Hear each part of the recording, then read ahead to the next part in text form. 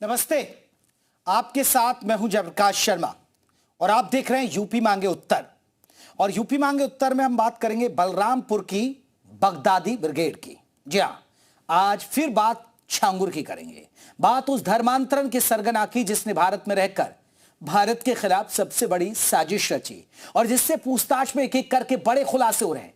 पूछताछ में सामने आया है कि धर्मांतरण का अड्डा चलाने वाला छांगुर हिंदुस्तान को इस्लामिक राष्ट्र बनाने के मंसूबों के साथ मिशन आबाद चला रहा था। उसके राज वाली एक लाल डायरी भी सामने आई, लेकिन अखिलेश यादव पूरे मामले पर मौन है। ये बड़ा सवाल है, अखिलेश यादव पूरे मामले में मौन है। आज इसी मुद्दे पर चर्चा होगी, लेकिन पहले आप एक रिपोर्ट देखिएगा।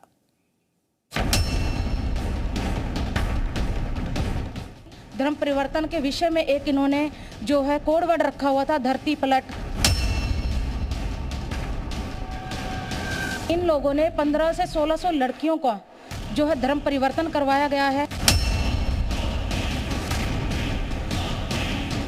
छांगुर का 500 से ज्यादा एजेंट है सऊदी के अंदर।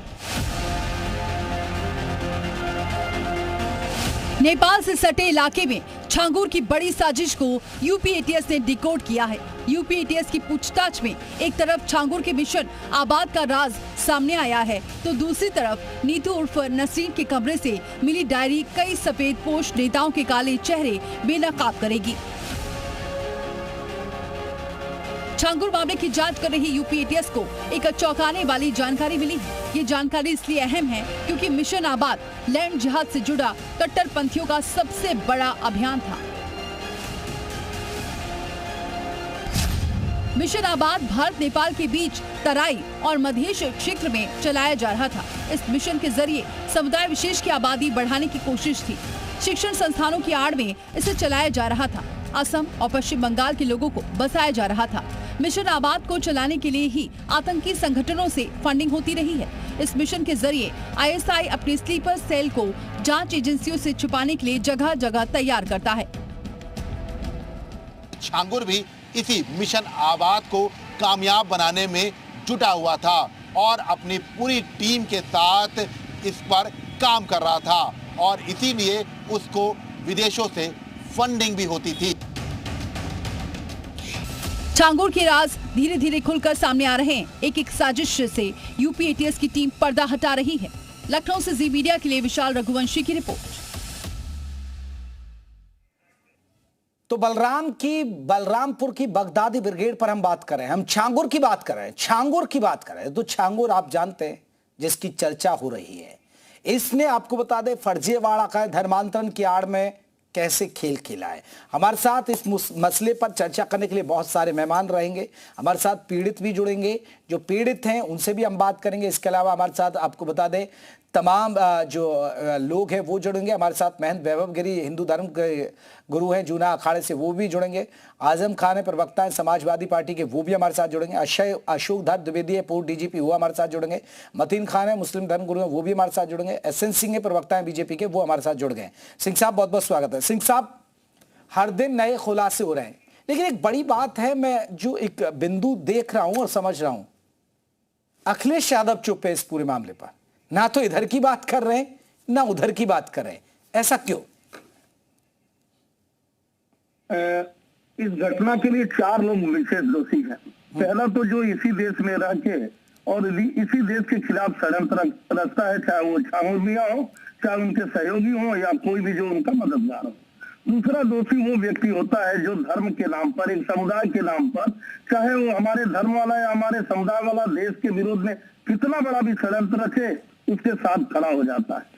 तीसरी बड़ा दोषी वो होता है, वो राजनीतिक पार्टियां होती है जो वोट की लालच में, वोट के नाते ऐसे लोगों को सलग कर देती हैं, क्योंकि जयप्रकाश जी उनके फॉलोअर बहुत बड़ी संख्या में होते हैं और उस विशेष धर्म के अनुयायी बहुत बड़ी संख्या में होते हैं। उनको लगता है कि हमारे धर्म का चाहे अपराधी भी हो तो हम उसके साथ खड़े हो जाते हैं। चौथी सबसे बड़ी बात होती है कट्टरता, एक सोच, वह सोच जो भारत में ही रह के, भारत जैसा कि आपने शुरू में ही दिखाया था कि बहुत सारे लोग जो भारत में रहते हैं लेकिन उनके विचार इतने दूषित है कि वो गजवा हिल चला रहे हैं, भारत में तख्ता पलट चाह रहे हैं, भारत में धर्म परिवर्तन चाह रहे हैं, भारत में गजवा हिल चला रहे हैं। निश्चित तौर पर ऐसी विचारधारा इन चीजों के लिए दोषी है। और मैं तो पारदर्शिता से इस बात को कहूंगा, बहुत जवाबदेही से, बहुत ईमानदारी से इस बात को कहूंगा कि अगर भारतीय जनता पार्टी की सरकार उत्तर प्रदेश में नहीं रहती, तो योगी आदित्यनाथ की सरकार उत्तर प्रदेश में नहीं रहती, तो पूरे देश ने देखा है, पूरे उत्तर प्रदेश में ने देखा है कि भाईचारे के नाम पे एक विशेष समुदाय के आतंकवादियों को भी छोड़ दिया जाता था। ये कौन सी सरकारें होती थी जो आतंकवादियों को छोड़ देती थी? वो कौन सी सरकारी होती थी जो गजवाए हिंद को बढ़ावा देने का कार्य करती थी? और वर्तमान में विपक्ष में बैठी हुई हुकूमत की सरकार, जब गाजियाबाद में एक व्यक्ति पकड़ा जाता है जो ट्यूशन पढ़ाता था, धर्मांतरण कराता था, तो ये कहने के साहस रखते हैं कि ये तो एक विशेष धर्म पर कार्रवाई हो रही। अरे जब तक ये नहीं माना जाएगा, कोई भी किसी भी धर्म का हो, अगर भारत के विरोध में कोई एजेंडा चला रहा है, भारत के संविधान के विपरीत कार्य कर रहा है, हम उसके साथ न खड़े हो। लेकिन सिंह साहब, लेकिन समाजवादी पार्टी विपक्ष तो यही कह रहा है ना, ये हो क्यों रहा था, इतना लंबा वक्त क्यों लग गया सरकार को? वो ठीक है, देखिए धर्म परिवर्तन को लेकर आप कानून लेकर आए 2021 में, फिर उसमें बहुत सारी चीजें संशोधन की, उसमें फिर आपने उम्र कैद की सजा का प्रावधान किया, वो आपकी सरकार ने एक सख्त कानून है, लेकिन कहीं ना कहीं ये फेलियर भी तो रहा कि वो इतने लंबे वक्त से ऐसा खेल चला रहा है, आप लोग सोते रह गए। नहीं, अच्छी बात है, आपने पूछा कि ये हो क्यों गया, और ये साहसिक भरा आपका सवाल है और साहसिक जवाब देने का कार्य करता हूँ। निश्चित तौर पे आप देखे होंगे, गाइडलाइन जारी किया जाता है, अनुरोध किया जाता है कि भाई अगर आपको कहीं ऐसी लवारिस वस्तु या कोई ऐसा कार्य, कोई ऐसी गतिविधि दिखे, तो आप सरकार के आंख कान नाक बनेंगे, क्योंकि भारत बहुत बड़ा देश है, कोई छोटा देश 16 गुणे 18 माइल का बैंकॉक और 22 गुणे 24 माइल का सिंगापुर नहीं है, बहुत बड़ा देश है। इसमें अगर सरकार के आंख नाक नहीं बनेंगे, हम समाज के आंख नाक नहीं बने, हम समाज के साथ नहीं खड़े होंगे, एक लगभग 20% लोग और एक बहुत बड़ी आबादी, एक बहुत बड़ी राजनीतिक पार्टी इस साजिश में शामिल हो जाएगी, तो निश्चित तौर पर सरकार को कुछ समय लगेगा। फिर भी मैं भरोसा दिलाता हूँ, यही सरकार है तभी जाकर एक कार्रवाई हो रही, नहीं तो दूसरे की सरकार में साहस का कार्रवाई करने की। चलिए मैं लौटूंगा। धर्मेंद्र जी भी हमारे साथ जुड़ गए। धर्मेंद्र सिंह, एक बड़ा सवाल, देखिए मैं सिंह साहब से ये पूछ लिया, सिंह साहब से कि ये तो भाई आपका फेल, चलिए आजम खान साहब हमारे साथ जुड़े समाजवादी पार्टी की तरफ से, मतीन खान साहब भी जुड़ गए, मुस्लिम धर्मगुरु है हमारे साथ, जूना अखाड़े से आपको बता दें महेंद्र वैभव गिरी जी भी जुड़ गए। आजम खान साहब, मेरा एक सवाल है आजम साहब, क्योंकि मैं मुस्लिम धर्मगुरु नहीं हूँ। जी बताइए मतीन, इंडियन लीग का प्रदेश अध्यक्ष हूँ। मतीन खान साहब बताइए क्या डेजिग्नेशन लिखना, क्या पद लिखे आपका, बताएं। प्रदेश अध्यक्ष हूँ इंडियन यूनियन मुस्लिम लीग का। जी, मुस्लिम लीग के आप अध्यक्ष हैं, ठीक है, यही चेंज करा देते भाई, मुस्लिम धर्मगुरु हटाइएगा। मेरे आजम साहब एक बहुत महत्वपूर्ण सवाल है, मैंने पूछा क्योंकि ये तो सरकार का फेलियर है, इतने दिन से अगर वो धर्मांतरण के खेल में लगा हुआ था, मैंने ये सवाल सिंह साहब से किया। लेकिन आजम साहब एक मैं चाह रहा हूं कि अखिलेश यादव इस पूरे मामले पर चुप्पी साधे बैठे हुए हैं, ना तो एक शब्द भी नहीं बोल रहे, और सबसे बड़ी बात है इसमें जो पीड़ित महिलाएं हैं वो सब पीडीए से निकल कर आई हैं, पीडीए से ही हैं वो। ये चुप्पी के मायने जरा बताएंगे आजम साहब? जेपी जी, सरकार सिर्फ और सिर्फ अपना प्रोपेगेंडा चला रही है। सरकार काम, उत्तर प्रदेश की पुलिस काम कहाँ करना चाहती है? शब्द मेरे सवाल पर तो कह दीजिए। अभी सिंह साहब ने क्या कहा कि जनता उनकी कान और नाक आंख बने, तो ये पुलिस प्रशासन जो इन्वेस्टिगेशन एजेंसियां हैं सब बंद कर दे और जनता को पावर दे दे कि जनता अब इन्वेस्टिगेशन करेगी, तो अपनी नाकामी छुपाने के लिए, अपनी पुलिस की नाकामी छुपाने के लिए, अपने लोगों की जो प्रशासनिक नाकामी है उसे छुपाने के लिए ये जनता से अब आह्वान कर रहे हैं। दूसरी बात, बिल्कुल समाजवादी पार्टी चुप नहीं है, समाजवादी पार्टी ये मानती है अगर किसी ने कानूनी रूप से कोई गलती करी है तो उसकी सजा उसे मिलनी चाहिए। लेकिन नहीं आजम साहब इसमें भी पीडीए की महिलाएं बहुत ज्यादा प्रताड़ित हैं। आजम साहब इसमें पीडीए की महिलाएं प्रताड़ित हैं, वो शिकार हुई हैं इसमें, इस पर कुछ कहेंगे आप? दो शब्द सिंह साहब, मैं आ रहा हूँ, सिंह साहब रुकिए ना, अभी आ रहा हूँ मैं। कितनी इन्वेस्टिगेशन आपके डी न्यूज ने पड़ताल करी क्या? जो डी न्यूज है उसने पड़ताल करी क्या? सरकार की सिर्फ और सिर्फ सरकार जो प्रोपेगेंडा चला रही है, मीडिया भी उसी प्रोपेगेंडा को आगे बढ़ा रही है। मेरा मानना है निष्पक्ष जांच करनी चाहिए, निष्पक्ष जांच के बाद झांगुर बाबा या जो व्हाटएवर कोई भी हो, अगर वो दोषी है तो उसे सजा मिलनी चाहिए। और फॉरेन से इतना फंड आता है, एक छोटे से सीआरए ट्रांसफर होता है, गवर्नमेंट ऑफ इंडिया को इंटीमेट होता है, तो गवर्नमेंट कहाँ थी? उस इंटीमेशन का क्या कर रही थी गवर्नमेंट? इसका मतलब गवर्नमेंट भी अपना हिस्सा खा रही थी क्या? जब हिस्सा या तो मिलना बंद हो गया, ये क्या हो गया? कौन सी ऐसी समस्या आ गई? इसका मतलब कहीं ना कहीं सारा सवाल इस प्रशासनिक मशीनरी पे है, इनके हिंदू मुस्लिम एजेंडे का है और कुछ नहीं है। जो नीतू रोहरा है और नवीन रोहरा है, क्या इनकी स्टोरी इन लोगों ने वो देखी क्या? नहीं देखी। वो पारसी समाज के लोग हैं। चलिए आजम साहब मैं लौट रहा हूँ। देखिए हमारे साथ पीड़िता है, सोनू है हमारे साथ, पीड़िता है सोनू रानी। मैं जल्दी से सिंह साहब जल्दी से कहिएगा, ठीक है। जयप्रकाश जी, शर्म आ रही है समाजवादी पार्टी के प्रवक्ता को जो कह रहे हैं, क्या प्रदेश की जनता को मुक्त बनाने का कार्य कर रहे हैं? टीवी पर जब प्रतिबंध लगता है तो समाजवादी पार्टी डंके के चोट पे खड़ी हो जाती है, ताल ठोक के। जब पीएफआई पे प्रतिबंध होता है तो उनके साथ खड़ी होकर बोलने का कार्य करते हैं। थोड़ी सी भी शर्म बची है तो अखिलेश यादव को कहिए कि कैमरे के सामने हर विषय पे अच्छे से बोलना चाहिए ना, मतलब हिंदू धर्म को नष्ट करने के लिए अखिलेश यादव चला रहे हैं। धार्मिक स्वतंत्रता की आजादी देता है, राजनीतिक नहीं बोलेंगे, आप तो बोलेंगे नहीं। आप तो एक विशेष समुदाय से आते हैं, आपका तो एजेंडा है गजवा ये चलाना, लेकिन अखिलेश यादव जी का तो एजेंडा नहीं है ना। यही तो जयप्रकाश जी पूछ रहे हैं, अखिलेश यादव को क्यों साफ किया? 7 किलो का अलीगढ़ का ताला क्यों लग गया? क्योंकि जानते हैं घटना क्यों हो रही है? क्योंकि आप पनाह दे रहे हैं इस गुनाह के जितने ठाकुर में जवाब दे हैं उतनी समाजवादी पार्टी है। समाजवादी पार्टी जो प्रोटेक्शन देने का कार्य करती है, संरक्षण देने का कार्य करती है, जो आंचल में छुपाकर बैठा के रखने का कार्य करती है। सिंह साहब आजम साहब रुकिए, सिंह साहब आजम साहब रुकिए सिंह साहब मैं लौट रहा हूँ। पीड़िता है उनसे जान लेते हैं, हमारे साथ पीड़ित जुड़ी हुई है उनसे जानेंगे। मैडम आपसे जानना चाहेंगे, छांगुर ने कैसे आपको शिकार बनाया, इसका जाल कैसे फैला हुआ था, जरा बताइए हमारे दर्शकों को।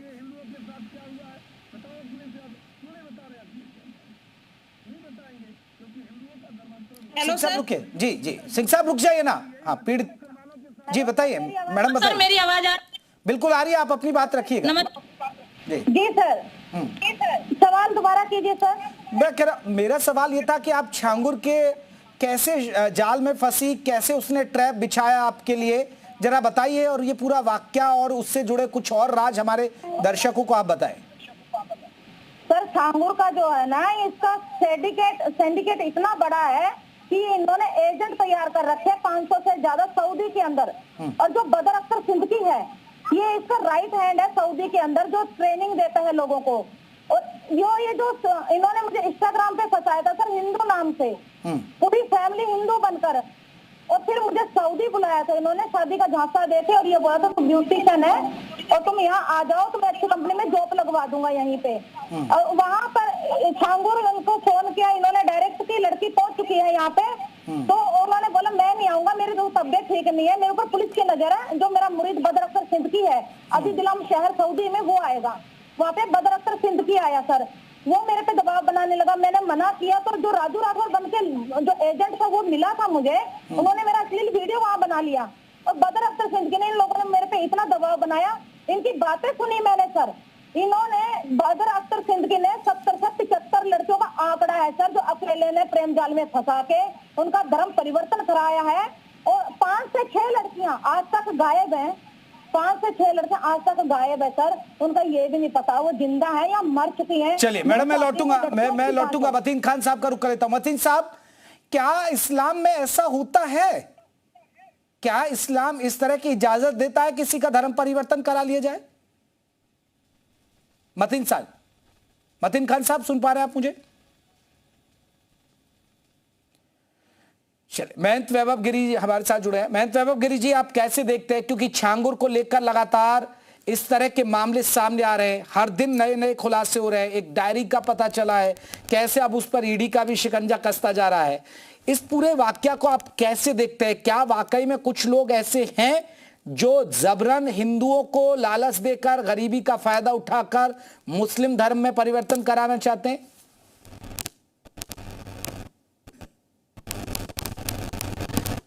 वैभव गिरी जी, जी जी वैभव गिरी जी, आप बात रखिए अपनी। आप सुन पा रहे हैं मुझे? चलिए, संपर्क नहीं हो रहा। आपको बता दें कि हमारे साथ का एक खास मेहमान लगातार जुड़े हुए हैं हमारे साथ। आपको बता दें कि पूर्व डीजीपी भी जुड़ गए हमारे साथ, अशोक धर जी। एक बड़ा मामला और इस पर हर दिन नए खुलासे हो रहे हैं। अब ईडी की भी नजर है, कई ठिकानों पर छापेमारी हुई है, लेकिन इतना बड़ा नेक्सस और चल रहा है और इतना लंबा वक्त लग जाना, ये क्या एक फेलियर भी तो माना जाए?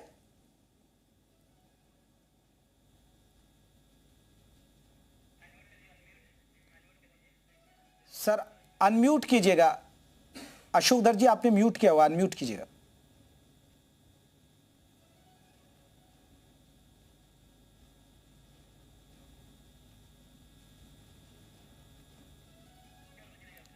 चलिए, अशोक धर जी से भी हमारे आजम साहब, मेरा सवाल यही है आजम साहब, फिर मैं अपने सवाल पर दोहराता हूं, अखिलेश यादव क्यों बात नहीं रख रहे हैं सर इस पर?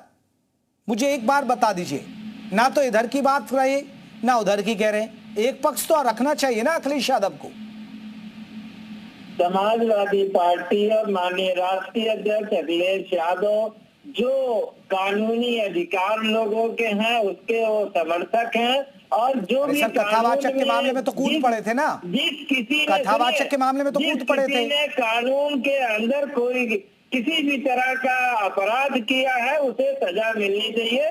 समाजवादी पार्टी संविधान में विश्वास रखती है, कानून में विश्वास रखती है, भाजपा की तरह प्रोपगंडा की राजनीति में विश्वास नहीं रखती है, प्रशासनिक मशीनरियों को प्रोपगंडा करने के लिए उत्साहित नहीं करती है। उत्तर प्रदेश के पुलिस भाजपा प्रोपगंडा चला रही है। अभी आपके चैनल पर पीड़ित कह रही थी कि 5000 एजेंट है।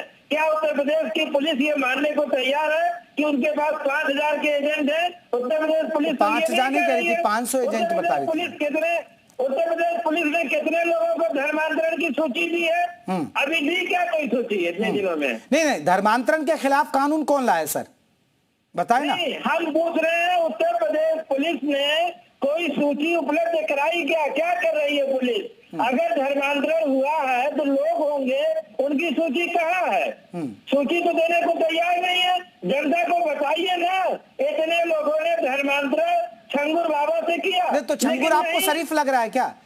छंगुर आपको शरीफ लग रहा है क्या? मुझे सवाल है, मेरा सवाल है पुलिस की कार्यप्रणाली पर। पुलिस सुनिए, मेरा सवाल है पुलिस की कार्यप्रणाली पर। पुलिस की कार्यप्रणाली संदेह के घेरे में है, शक के घेरे में है, और पुलिस भाजपा का प्रोपगंडा चला रही है। चलिए, मैं एक बार एक रिएक्शन पीड़िता से लेता हूं। आरुण सिंह साहब, मैडम जो आपने सुना समाजवादी, आपको लग रहा है कि छांगुर इतना शरीफ है? सर छांगुर शरीफ इसलिए टोपी वाले का भाई होता है, और अखिलेश यादव की पार्टी के अंदर छांगुर के गुर्गे हैं। तो समाजवादी पार्टी के भी अपने में ब्लेम लेती है।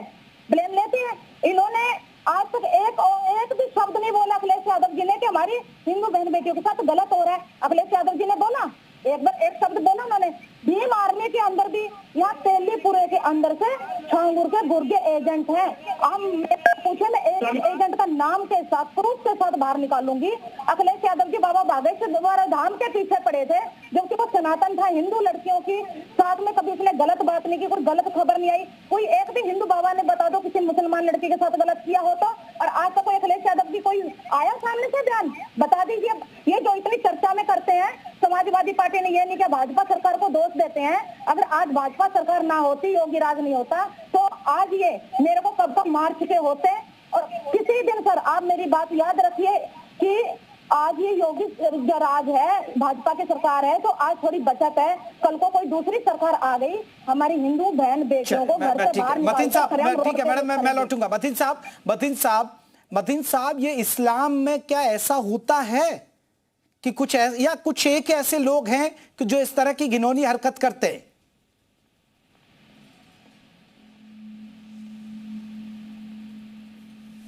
मतीन साहब, आपने क्या म्यूट किया हुआ है क्या अपने आप को? अनम्यूट कीजिएगा। दिल्ली में जी रखिए। ये कोई इस्लाम की हरकत नहीं है। इस्लाम में जबरन धन परिवर्तन करना बड़ा अपराध है, समझा?